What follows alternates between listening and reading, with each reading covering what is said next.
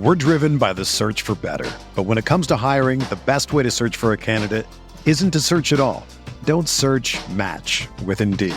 Indeed is your matching and hiring platform with over 350 million global monthly visitors, according to Indeed data, and a matching engine that helps you find quality candidates fast.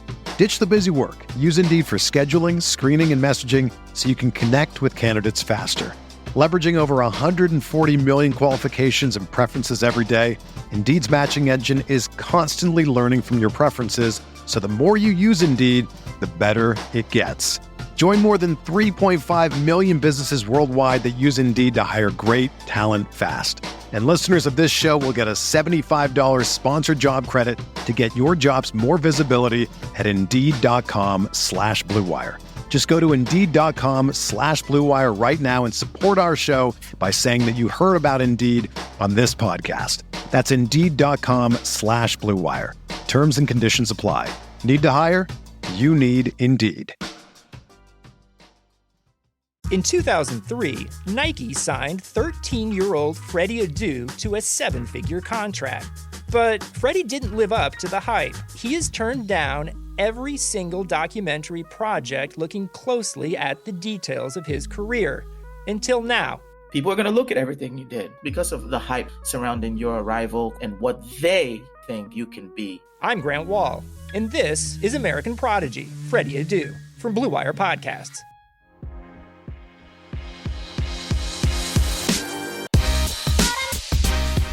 This is the California Golden Bearcast, a part of the Blue Wire Podcast Network.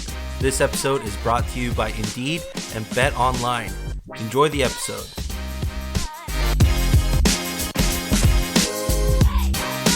And welcome back to another episode of the California Golden Bearcast, a part of the Blue Wire Podcast Network. Today we're here with a very special guest. We've been wanting to get her on the podcast for quite some time now, and we finally got it to work. Just to give you a little bio, this is off of her website. She is the first woman to call an NFL game on the radio, the first to call football for the Pac-12 networks, and the play-by-play announcer for the first all-female NHL broadcast in the U.S., and she continues to break barriers as a leader in sports broadcasting.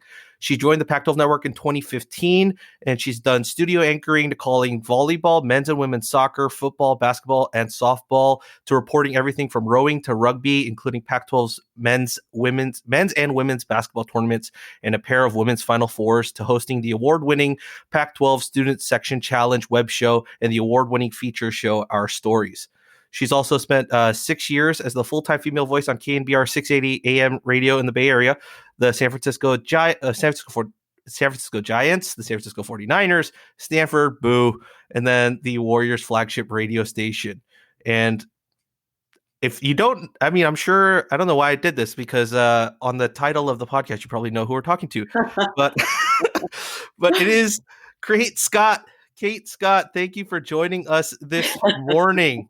How are you doing? Oh, Rob, I'm doing great. Thank you for that way too long introduction. Nobody cares. That's my old friend Gary Radnich used to say. And let's just state for the record that I am, quote unquote, the professional, apparently, but that I am just speaking into my computer right now. And Rob has like the most professional looking microphone setup that I'm seeing, and I'm back on the radio again, and Rob is beating me hands down. So bravo to you, Rob. Like it can only go downhill from here, because you look the part, man. You're looking sensational. Well, thank you for that. I have a face made for radio, so I think it's perfect. Yeah, this works out perfectly. So we're just going to talk about, your life as a sportscaster. We're going to talk about some Cal stuff. We're going to talk about some reader questions about Pac-12 football and Cal football. And we'll just see where this podcast goes. Sounds great. I'm ready for the journey. Let's do it. Yes. All right. So the first thing I wanted to ask you is, what's it like being a sportscaster during a pandemic? Wild, crazy. I'm so thankful that I wasn't doing the radio show that I am now, as I'm sure some of you know, back on the radio now with 95.7 The Game, hosting the morning show there with Bonte Hill and Joe the Butcher Boy Shafsky. But yeah, my heart went out to everybody who was doing sports radio for the months, right, during the pandemic. Obviously, we're more concerned about the health of everybody. But just to answer your question from a broadcasting perspective, I was hosting a podcast for The Athletic during that time. And not having any live sports, but having to still talk about sports, it really made you flex your creative muscle. And at first, I'll say it was a little bit difficult, but then it got really fun, for me at least, because it allowed you the space that you never have, because we're so go, go, go. There's a game every night of the week these days, if not multiple games every night of the week. And you don't have any time to slow down and reflect on what an incredible decade it had been in Bay Area sports. I mean, not just the Giants, not just the Warriors. Even though the 49ers didn't win a title, they got close. I mean, the A's have been really good. Cal and Stanford have traded off being, good and not so good. So it was fun for me, just as a sports fan who has been so focused on what's next, right? Not just career-wise, but game-wise. And we're always just so focused on the future that I was forced to slow down and kind of get to pause and take in how incredible it has been to get to just be a Bay Area sports fan, let alone somebody getting paid to cover all of these things. Like that was the crazy thing that I got to reflect on, that while I was at KNBR, like I got to be in a Giants World Series parade. I got to be on the radio as the Warriors parade was going around Lake Merritt in Oakland. Like it has been incredible times. I was on Radio Row, when the 49ers are playing in the Super Bowl. So those were amazing memories.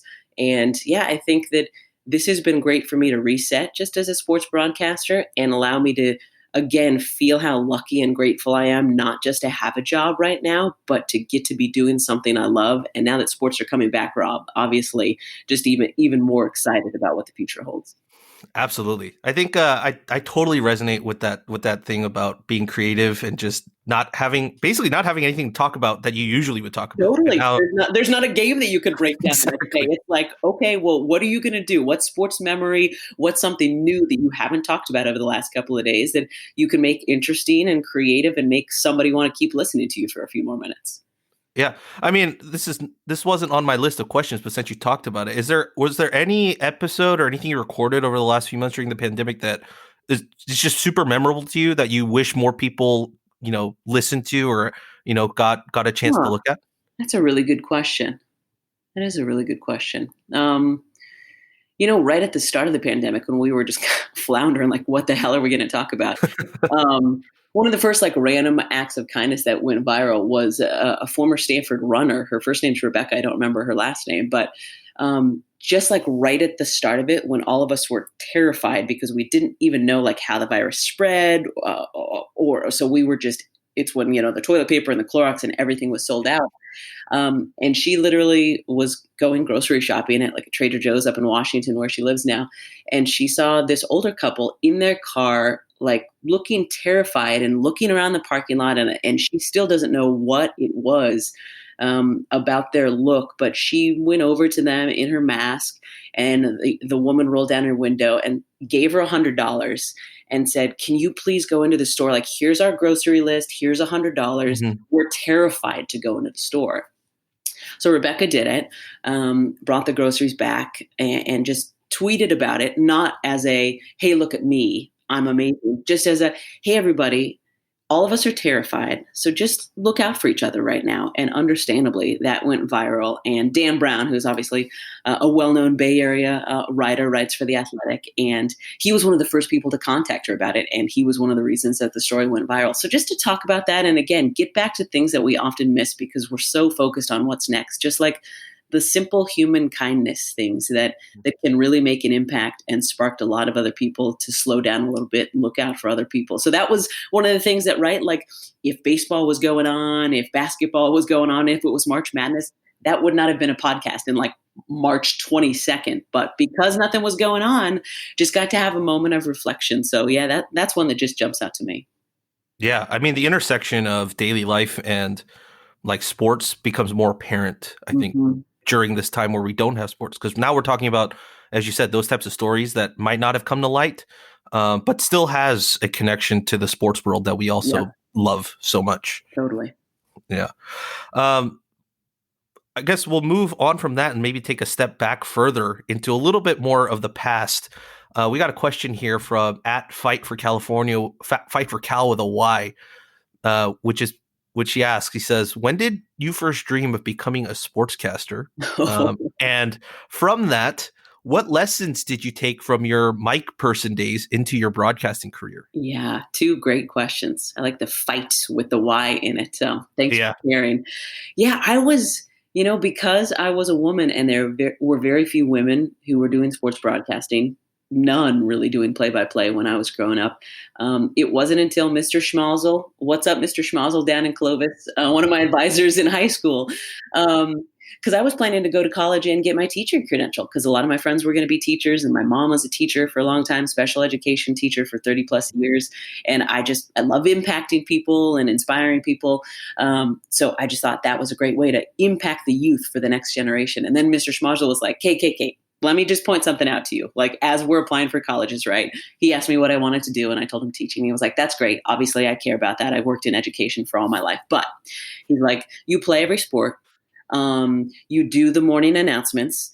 You announce every sport that you're not at. You're like our PA announcer for them. You write for the sports section of our newspaper. Like, why don't you look into sports broadcasting? And it literally wasn't until my junior year in high school where I thought, okay, now that somebody has just verbally kicked me in the head, like, that's a really good idea. But you have to remember, even though I'm not even 40 yet, like back when I was a kid watching sports, it was Hannah Storm, Susie Colbert, Bonnie Bernstein, Leslie Visser, Andrew Kramer, Robin Roberts, Linda Cohn, but they were either sideline reporters or they were sports anchors. Nobody was actually calling games.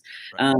So it wasn't until I got to Cal and started majoring in mass communications and learning more and more about what it took to do certain jobs that I even considered being on air in any way. I was still considering myself a print journalist when I got to Cal. And then it wasn't even until after I graduated from Cal that play-by-play, one of my main things now, came into the picture. Shout out to Paul Aldrich, who produced back in the day. I'm sure everybody knows the Cal Sports Report. Like, remember back in the day when it was Mike Pulowski and now it's Todd McKim, when there was no Pac-12 network, it was our little half-hour highlight show. It'd be 20 minutes of football and 5 or 6 minutes of the Olympic sports. And I met Paul my sophomore year at Cal, and we've stayed in touch. And obviously he's been a big mentor for me. And he was the one who, after I graduated from Cal, said, hey, I'm doing this high school football package. Nobody's going to watch it, but I think you can call football, Kate. What do you think? And I said, Paul, you're fucking crazy. I can't call football. And he's like, stop it. You know so much about every sport. Nobody's going to be watching the games. Just try it. This is going to be perfect. It's the perfect way to just see if you enjoy doing play-by-play.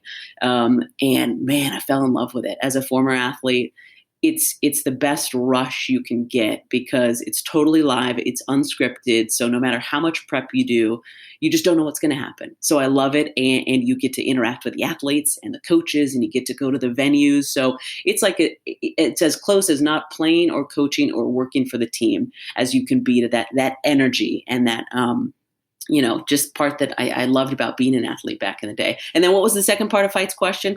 It was, what lessons did you take from your mic person days into your broadcasting career? Yes.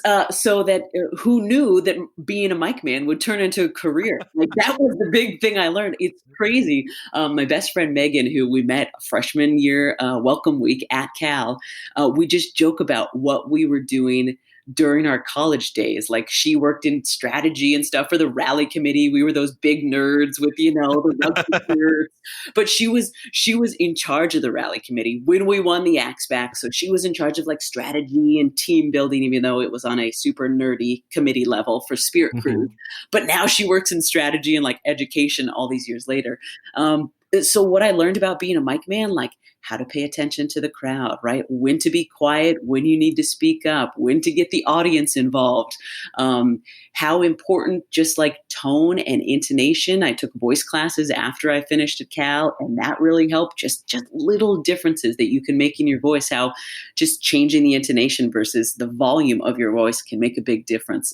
So I learned so much from being a mic man, and also the connections. I mean, the first gig I ever got was thanks to being a Cal mic man when I started as a traffic reporter here in the Bay, because the guy, another shout out, John Atkinson, was the PA announcer for women's hoops at Cal. Didn't know him, but wow. I walked into his office for my first ever interview out of college, and I was terrified. And his first words were oh shit, you're that annoying chick who was on the microphone at Cal. And I'm thinking to myself, well, there goes this opportunity. I guess I should probably walk back out the door. And he was like, no, sit down. You were great. So yeah, just using my voice and making connections, and just how crazy it is that things you're doing in college that you're just having fun doing, right? We didn't get paid. We were just leading cheers, cheering on Aaron Rodgers. I mean, so lucky to be a mic man when I was there at Cal. But that crazy things you're doing during college can actually turn into lifelong careers. Right. I think I mean, you make an awesome point. I think the biggest thing with my college buddies that we miss the most is even organized sports. Like when you get older, why is organized sports so difficult to even like be a part of? And thankfully for those that are like, right. And thankfully for us that like at least have still some connection to the sports world. Like we get a little bit of that. Like for me, when I'm at Cal game days in the press box, like I kind of get that feeling back. But I think, it's probably even more so for you when you're busy on game day. So I guess a leading question for me with that, or tie-in question, would be how much prep does it really go into for you for, like, let's say a football game on Saturdays? Like how much are you prepping Monday through up until game day? So much prep. There's so much.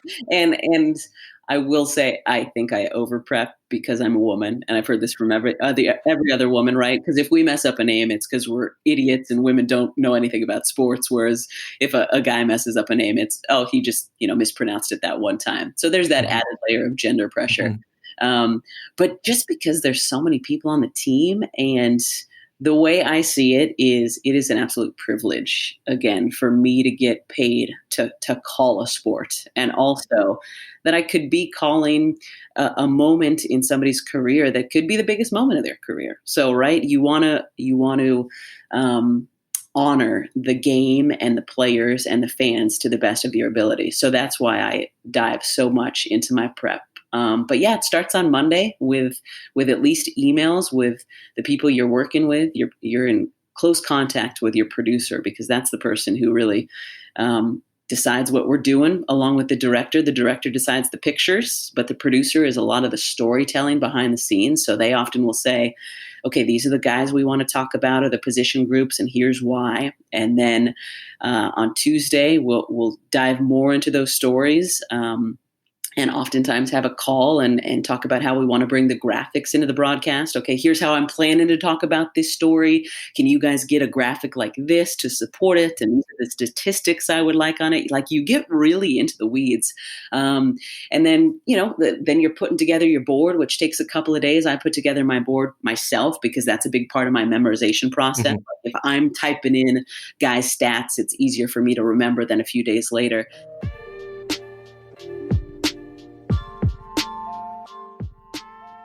The wait is finally over. Football is back. You might not be at a game this year, but you can still be in on the action at BetOnline. BetOnline is going the extra mile to make sure you can get in on every possible chance to win this season. From game spreads and totals to team, player, and coaching props, BetOnline gives you more options to wager than anywhere else. You can get in on their season opening bonuses today and start off wagering on wins, divisions, and championship futures all day, every day. Head to BetOnline today and take advantage of all the great sign-up bonuses. Don't forget to use the promo code BLUEWIRE at betonline.ag. That's BLUEWIRE, all one word. BetOnline, your online sportsbook experts.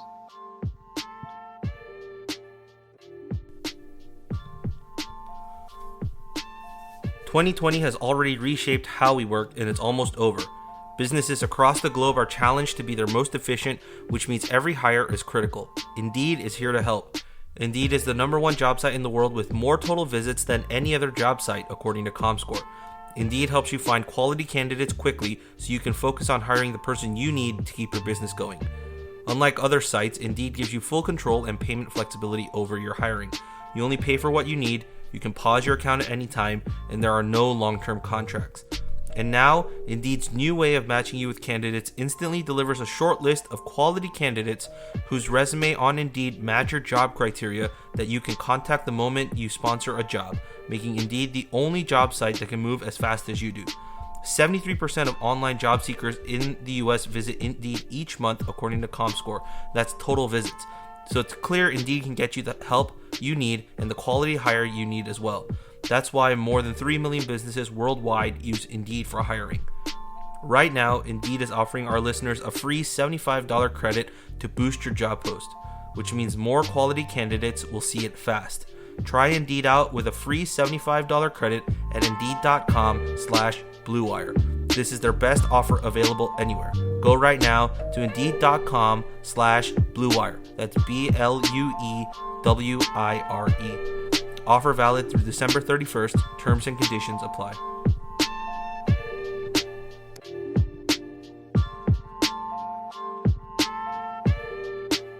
And then Friday is where you're meeting with the coaches in a non-COVID year.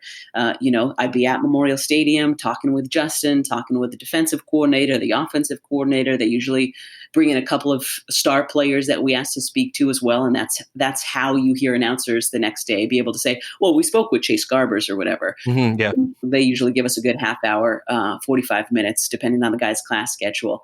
And then get to the stadium bright and early the next day, check in with the truck, make sure that everybody's on the same page, get up to the booth and talk to your statistician or your spotter if you have one and tell them what you're really going to be focusing on. So it is a full week of prep. But then the most important thing is crazy after you do all that prep is to forget about all the stories and just call the game. And that's something I'm still working on. I think all of my sports, except for football, are at a pretty high level. But because I'm only able to call one football game a year, if I'm lucky, you get to the end of the third quarter and you're like, sweet, I finally found my rhythm. Oh, I got 15 minutes left. This sucks.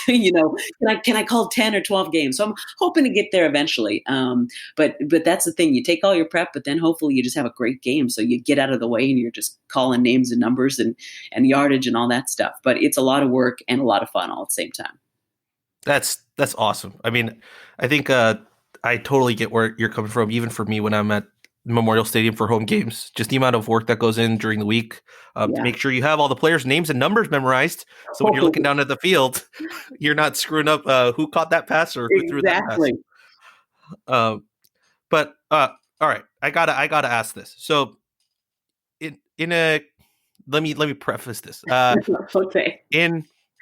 When you watch a Korean drama or a Korean TV show, there's these moments where the main character does something embarrassing and they relive it the next day. And what they do in Korean, what we call an i불 kick, which it translated means blanket kick.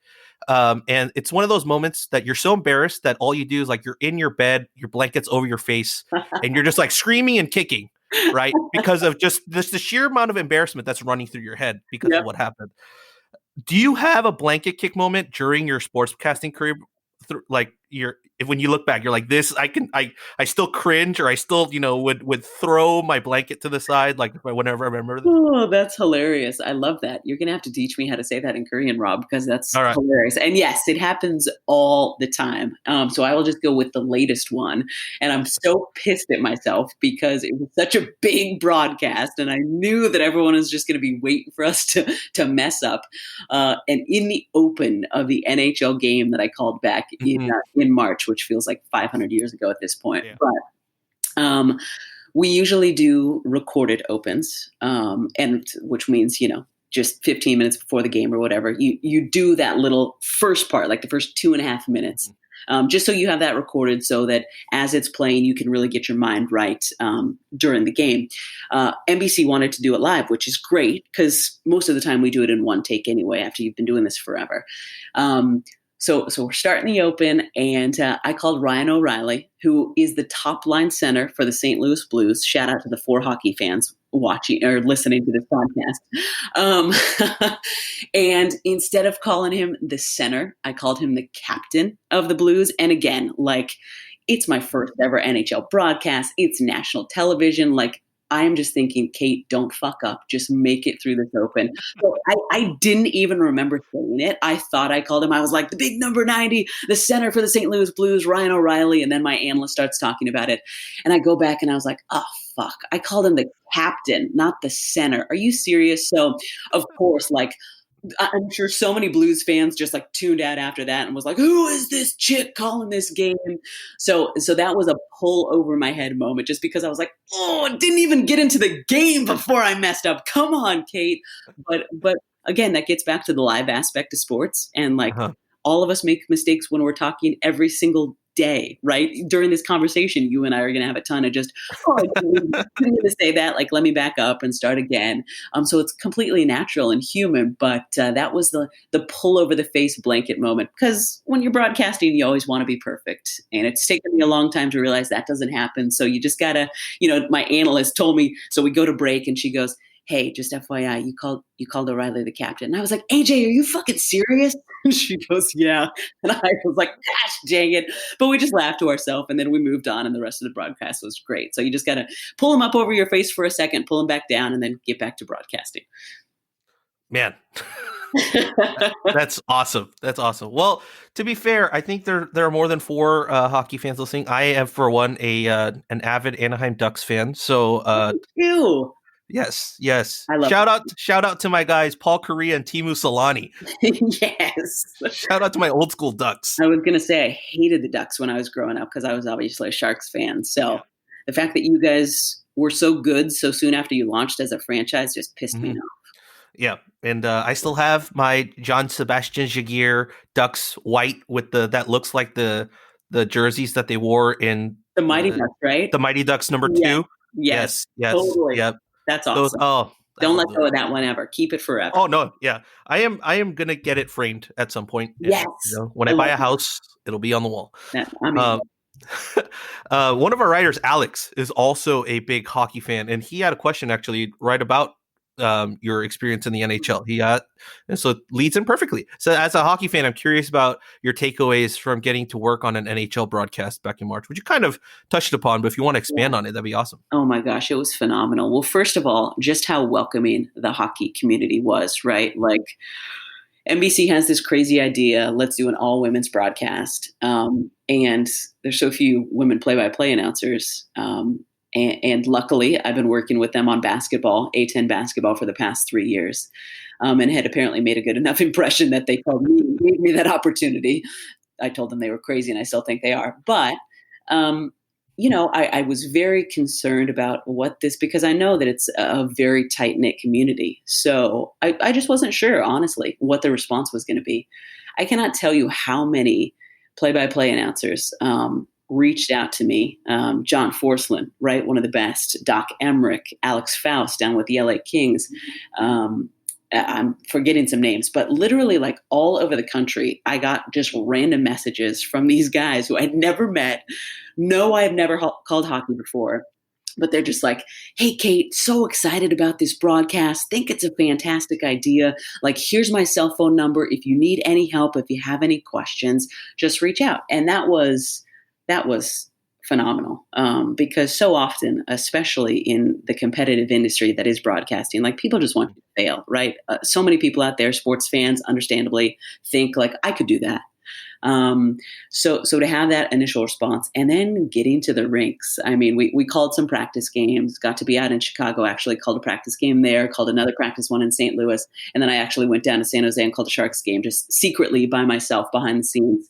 And same thing, just like all the broadcasters, so welcoming, everybody involved with all the teams, incredibly welcoming. Got to talk to a number of the players, and I've always heard it like hockey guys are the nicest guys around, but it was so true. I mean, to have Alex Pietrangelo, the actual captain of the St. Louis Blues, come in before this huge rivalry game, Blues Blackhawks, and just be like, hey, welcome. Like, how's it been? He knew what was going on. He was so kind to AJ and Kendall, who were my analysts, and every hockey player treated them as equal. So that was really cool for me to see that, like Patrick Kane, who's a superstar for the Blackhawks, he and Kendall play like pickup hockey during the summer together. The guys and gals play hockey together during the summer at like the elite level, like gold medalists and NHL guys. So that respect really spoke to me as well. And then just kind of the pomp and circumstance, right? Like I've called a ton of games, obviously, like got to do some 49ers preseason and have done Pac-12 football, have been all over the country now calling all different levels of games and different sports. But being up in the booth at the United Center and the guy who sings the national anthem there every night is belting it out in operatic form and everybody is singing along with him. Like that was the first time I got choked up during a national anthem. I'm getting a little choked up again because it's just so rare as a broadcaster. You let yourself, again, kind of like I was saying about the pandemic, soak in and just kind of feel a moment, because you're so focused on what's next. And okay, this is the first graphic we're going to hit. This is what I need to throw to 4 seconds after we come back from break. But man, it was just, for folks who don't like hockey, just figure out a way to get to a game, because it's such an in-person sport. I think more than any other sport, it just doesn't. And I love watching it on TV, but until you go to a game in person, I think it's hard to watch on TV because the puck moves so fast. So the kindness, the acceptance, the support, and then just how cool it is to go to a hockey game in person and what that feeling is like. I'm getting chills again just thinking about it. So thanks for the question, Alex, because it was really damn cool. And I can't wait for the Sharks to get up and running and for us to, fingers crossed, hopefully be allowed to get back to the tank in the next 4 or 5 years, whenever it comes.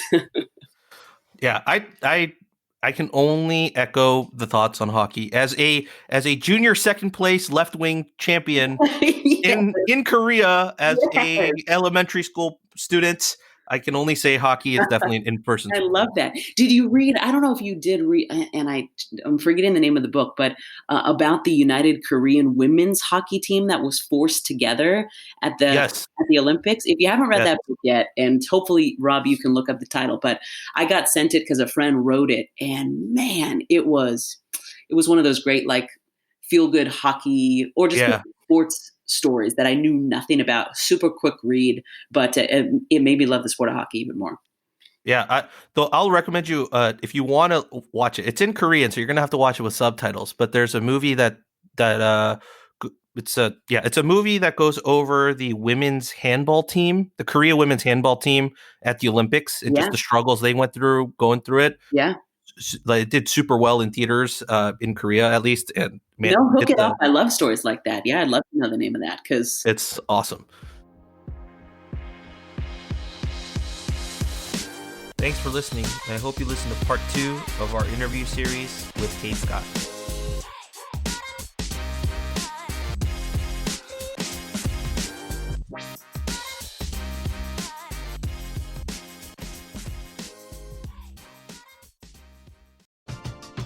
We're driven by the search for better. But when it comes to hiring, the best way to search for a candidate isn't to search at all.